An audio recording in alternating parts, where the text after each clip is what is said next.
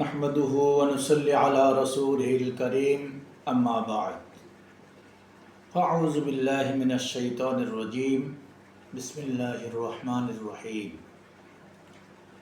व आतुस सदक़ाति हुन्ना निहला व क़ाल तआला वला तुमसिकुहुन्ना दिरारन लितअतदू व मन यफ़अल ज़ालिका फ़क़द ज़लम नफ़्सह। सुप्रिय दर्शक श्रोता, আসসালামু আলাইকুম ওয়া রাহমাতুল্লাহি ওয়া বারাকাতুহু। আমার কাছে একজন দিনী ভাই তিনি এসে প্রশ্ন করলেন যে ইমাম সাহেব হুজুর,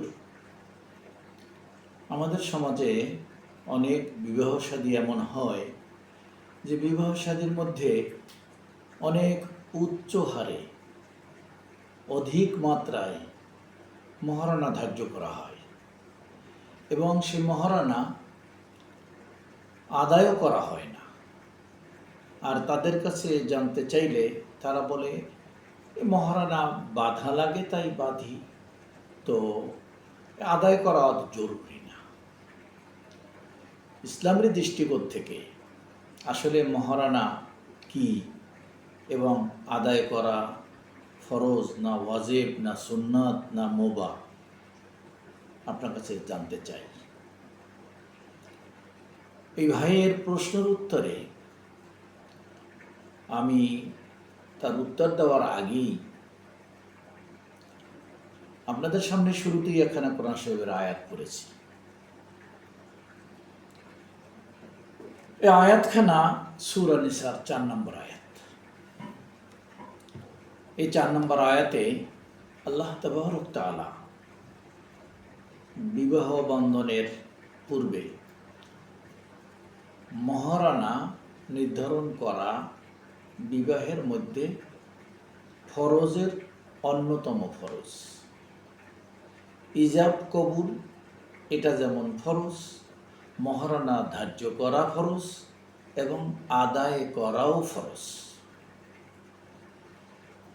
এই ফরজের পক্ষে দলিল হলো সূরা নিসার 4 নম্বর আয়াত, ওয়াআতুন নিসা সাদকাতিহিন্না নিহলা,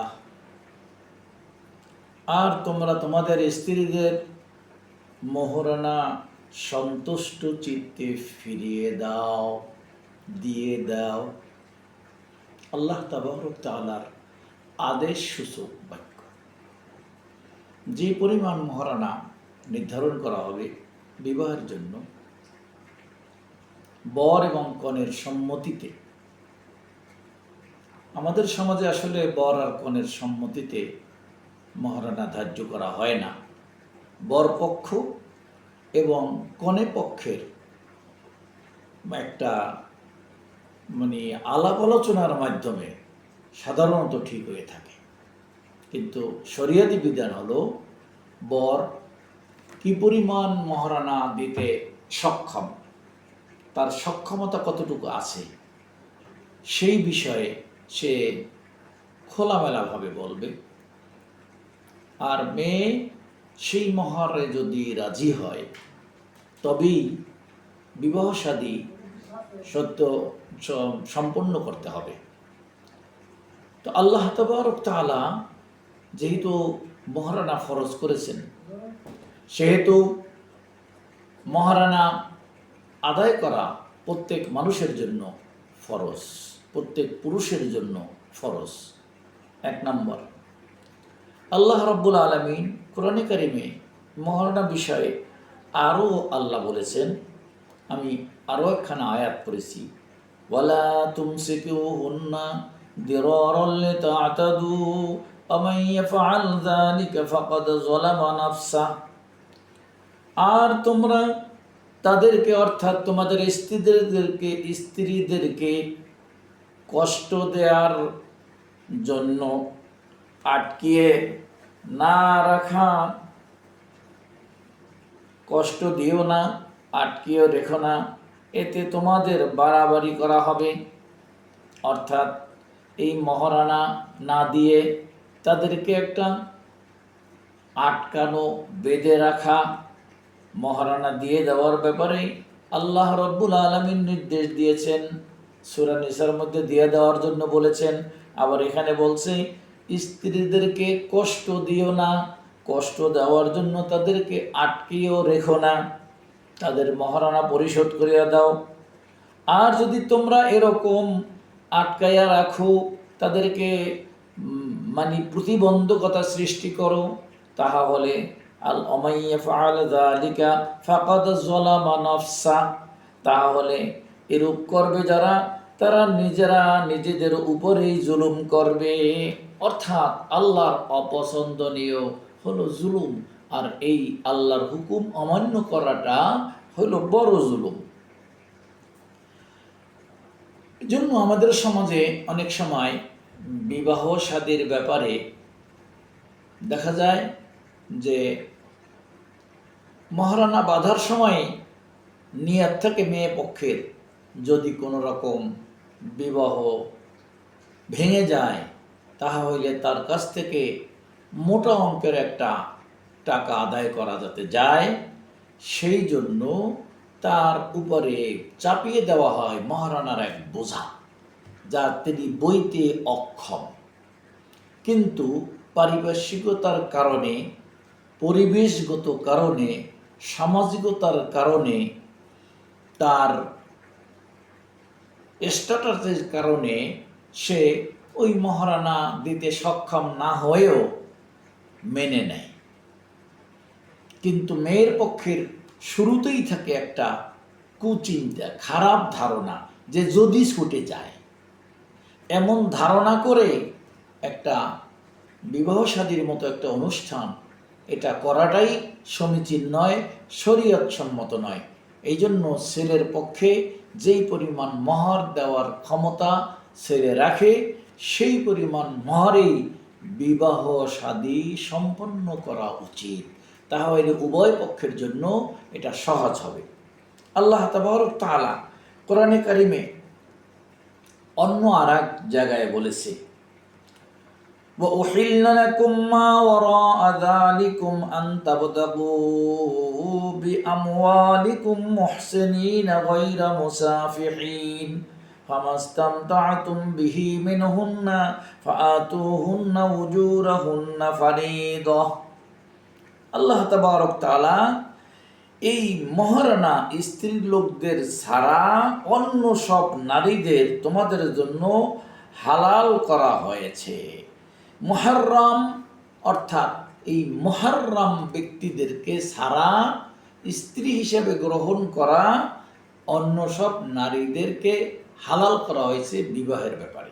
আর মুহাররম করা, আল্লাহ কোরআনে কারিমে মুহাররম ব্যক্তিদের 14 জনের নাম কোরআনে কারিমের মধ্যে সূরা নিসায় আল্লাহ স্পষ্ট করে বলেছে, হুররিমাত আলাইকুম উম্মাহাতুকুম ওয়া বানাতুকুম ওয়া আখওয়াতুকুম ওয়া আমওয়ালুকুম আল আখির।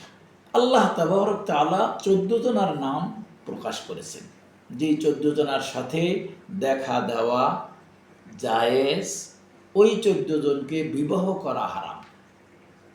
আর এই 14 জন ব্যতিরেকে অন্য সব মেয়েদেরকে বিবাহ করা বৈধ।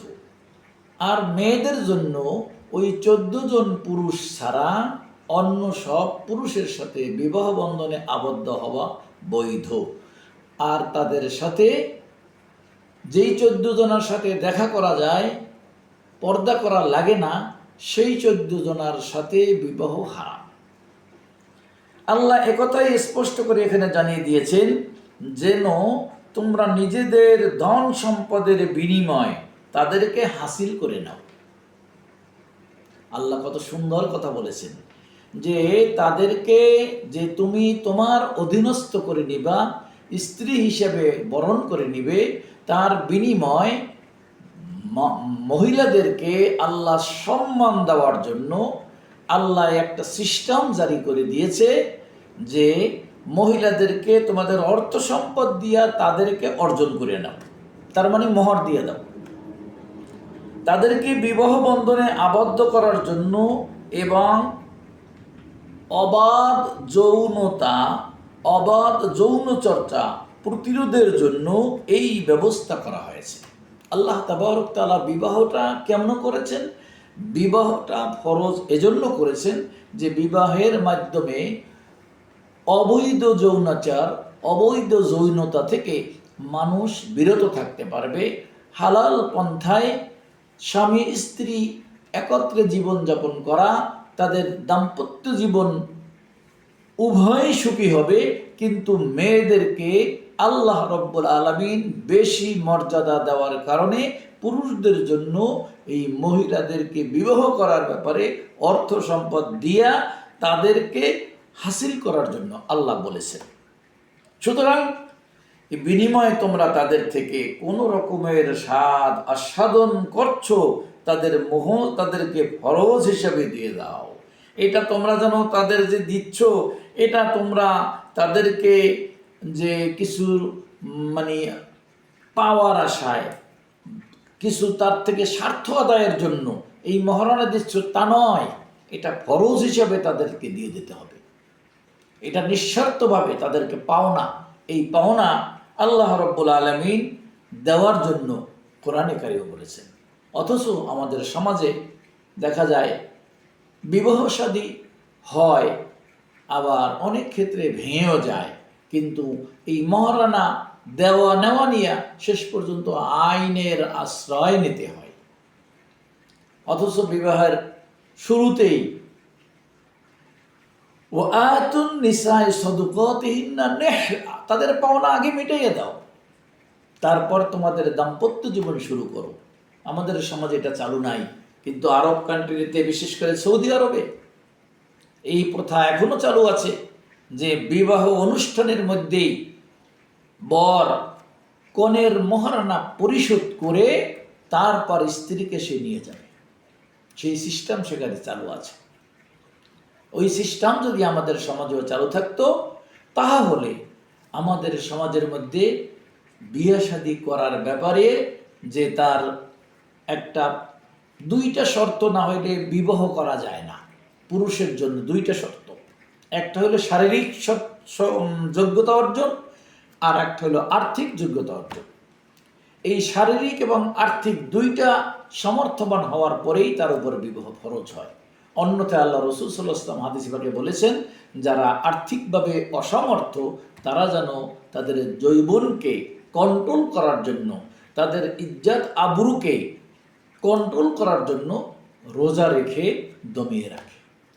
এই জন্য আল্লাহ রাব্বুল আলামিন আমাদেরকে বিবাহ শাদী করার আগেই বিবাহের মাসালা জেনে তারপরে বিবাহ শাদীর দিকে যাওয়া উচিত। আমি আপনাদের সামনে খুব লম্বা করে নয়, অল্প সময়ের মধ্যেই কোরআনে কারিমের 3খানা আয়াত থেকে বিবাহের মহারণা ফরজ, এটা নফল নয়, ওয়াজিব নয়, সুন্নাত নয়, অথচ আমাদের সমাজে বর্তমানে এই ফরজটা মেয়েদের উপরে যেন চাপিয়ে দেওয়া হয়েছে যৌতুক নামে এক অভিশাপের মাধ্যমে। মহারণা ধরা হয়, কিন্তু তারপরে যৌতুক, ছেলেকে এই মোটরসাইকেল দিতে হবে, তাকে এত লক্ষ টাকা দিতে হবে, অথবা তাকে বিদেশ পাঠিয়ে দিতে হবে, এইরকম শর্ত লাগিয়ে দিয়ে তাদের কাছ থেকে যৌতুক আদায় করা হয়।